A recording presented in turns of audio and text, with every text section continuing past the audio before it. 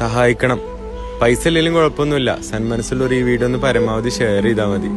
വെറും 2 മാസം പ്രായമുള്ള വിശാൽ മോന് ഇന്ന് എറണാകുളം ആസ്റ്റർ ഹോസ്പിറ്റലിൽ വെന്റിലേറ്ററിലാണ്. SMA രോഗം ബാധിച്ച് കിടക്കുകയാണ്. വിശാൽ മോന്റെ വീട് പട്ടാമ്പിയാണ്. ഞങ്ങൾ ഇൻസ്റ്റാഗ്രാമിൽ വീഡിയോ കണ്ടപ്പോൾ അങ്ങനെ മോന്റെ ഉപ്പാക്ക് വിളിച്ചു, കാര്യങ്ങളൊക്കെ അന്വേഷിച്ചു. ഒരുപാട് സങ്കടത്തിലാട്ടോ. ഇപ്പോഴും വെന്റിലേറ്ററിലാണ്. മാസങ്ങളോളം വർഷങ്ങളോളം ചിലപ്പോൾ കിടക്കേണ്ടി വരും എന്നാണ് ഡോക്ടർ പറഞ്ഞെന്ന് പറഞ്ഞു വെന്റിലേറ്ററിൽ. അപ്പോൾ ഒരു ദിവസം വെന്റിലേറ്ററിലും ഒക്കെപ്പാട് ചെലവ് എന്ന് പറഞ്ഞാൽ 38,000 രൂപ ഒരു ദിവസത്തെ ചെലവ്.